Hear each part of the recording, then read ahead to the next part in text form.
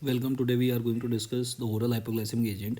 The first is biguanide. Let's say this is the diagrammatic representation of hepatocyte. What hepatocyte will do is the non-carbohydrate substrate converts into glucose, that is called as gluconeogenesis. Now this glucose will go to the blood and will increase the blood glucose level. So by if I inhibit this gluconeogenesis process, then the glucose will not be formed, and that is done with the biguanides.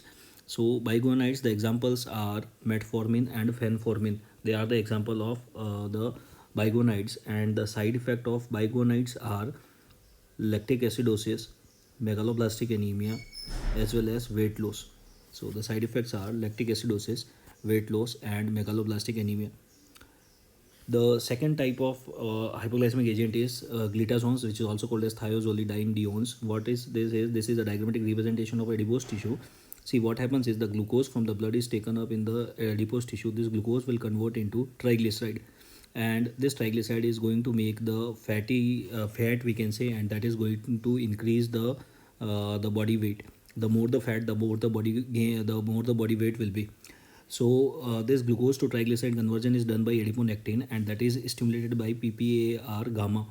So what these glitazones will do is, glitazones are the molecule, they are going to stimulate PPAR gamma. So the more adiponectin will be stimulated, more glucose will convert to triglycerides. So glucose will be taken up from the blood and the glucose level will go down. So this is how the glitazones works. The examples of glitazones are pioglitazone and rosiglitazone. Rosiglitazone, the side effect is that it increases the risk of myocardial infarction, so it is withdrawn from the market. Then the third group of drug is sulfonylurea. See how the sulfonylurea works is, that is a diagrammatic representation of beta cell. See how the beta cell secretes insulin is, the potassium which is there in the beta cell, normally it is continuously coming out of the cell, that is the efflux. If I inhibit the efflux of the potassium ion, then what is going to done is the potassium is going to accumulate. This will lead to depolarization of the beta cell. This depolarization of beta cell will lead to influx of calcium ion, and this influx of calcium ion is going to secrete the insulin, and this is how it is going to decrease the glucose level. So the sulfonylureas are the molecules which secretes the insulin, or I can say insulin secretagogue. So sulfonylurea, how they works is, basically they inhibit the potassium efflux. When it comes to the example of sulfonylurea, there are two generations, first and the second generation. The example of first generation is tolbutamide and chlorpropamide. Tolbutamide and chlorpropamide are the example of the first generation. The second generation are the glipizide, gliburide, and glibenclamide. Glipizide, gliburide, and glibenclamide. When it comes to the side effect, the first generation side effects are very notorious. The first generation leads to disulfiram-like reaction. As well as this chlorpropamide particularly can lead to increased risk of cholestatic jaundice. Then this is sulfonylurea. Then the fourth is meglinides. The fourth group is meglinitide. The mechanism is same as sulfonylurea. The mechanism of meglinitide is same as sulfonylurea. They inhibit the efflux of the potassium ion, so that they will lead to the depolarization and will lead to insulin secretion. The example of meglinides are rapaglinide and nataglinide. Are the example of meglinides. The fifth group is alpha glucosidase inhibitor. See what happens is, when you take carbohydrate in your diet, these carbohydrate molecules will reach in the small intestine. In the small intestine we have brush border. On that brush border we have an enzyme, that is alpha glucosidase, that absorbs the glucose and sends to the blood. This is the normal physiology that is occurring. Now if I use a drug that inhibits alpha glucosidase, if the alpha glucosidase is inhibited, the glucose will not be absorbed and the glucose level will go down. The example of alpha glucosidase is acarbose and miglitol. Because the glucose is not getting absorbed, so the side effect of this drug is going to be GI upset or bloating, we can say. Then the sixth group of drug is GLP-1 receptor agonist. See what happens is, when you take glucose and when it goes to GI tract secretes a molecule that is called as incretins or GLP-1 analog.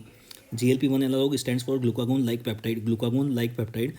What they are going to do is, they are either going to inhibit the alpha cell. They are going to inhibit the alpha cell, and because alpha cell secretes the glucagon, so I can say inhibition of alpha cell will decrease the glucagon, and that is going to decrease the glucose. They are also going to stimulate beta cell at the same time. The more the beta cell, the more the insulin, and the less the glucose will be. So GLP-1 is a molecule that is going to decrease the glucose level. The example of GLP-1 receptor agonist are liraglutide and exenatide. They are not found in oral form, they are found in subcutaneous injection form. The next one is DPP-4 inhibitor. DPP-4 inhibitor. See how it works is, when I said the glucose goes to the small intestine, they secretes incretins or GLP-1. They are going to decrease the glucagon and increase the insulin, and ultimately decreases the glucose level. This is the normal working of GLP-1. Now this GLP-1 is normally catabolized by a molecule that is with the name of DPP-4. So what this DPP-4 is doing is basically it is inhibiting the GLP-1. So ultimately I want to stop this DPP-4. If I stop the DPP-4, then the GLP-1 will survive more. The GLP-1 survive more, the glucose will go down more. So this is how the DPP-4 works, and the examples are the gliptins, that is teneligliptins, and sitagliptin, sacagliptin, vildagliptin.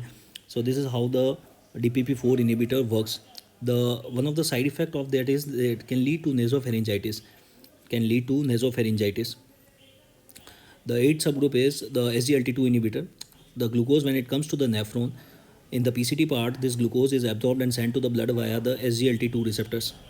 Now, if the SGLT2 receptors are inhibited by any mechanism, then the glucose will not be absorbed and the glucose will be lost in the urine, and this is how the blood glucose will decrease. Glucose coming in the urine is called as glucosuria, and glucosuria can increase the risk of the UTI and the dehydration, as well as the minerals are not getting absorbed, so there are increased risk of fractures. If the glucose is coming in the urine, the minerals will not be absorbed, and that will increase the risk of fractures, the bone fractures. The last one, the example of SGLT2 is canagliflozin, and all the glyphosins, canagliflozin, empagliflozin, they are the example of SGLT2 inhibitors. The last is the amylin analog. See, what the amylin molecule does is it inhibits the amylin is a molecule that inhibits the alpha cell. If I inhibit the alpha cell, means the glucagon will not be secreted. The less the glucagon, the less the glucose will be. Or in other ways, I can say that amylin is going to decrease the appetite, and decreased appetite will decrease the glucose, as well as decreasing the gastric emptying also will lead to early satiety, and early satiety is going to decrease the glucose as well. So amylin analog, the example is pramlintide, and pramlintide is the only molecule which is approved for type 1 and type 2 diabetes both. This is the only oral molecule which is used in type 1 and type 2 both. Although insulin can be used in type 1 and type 2 both, that is not oral. So the only oral molecule that can be used in both is pramlintide. Thank you guys. The notes are available in description.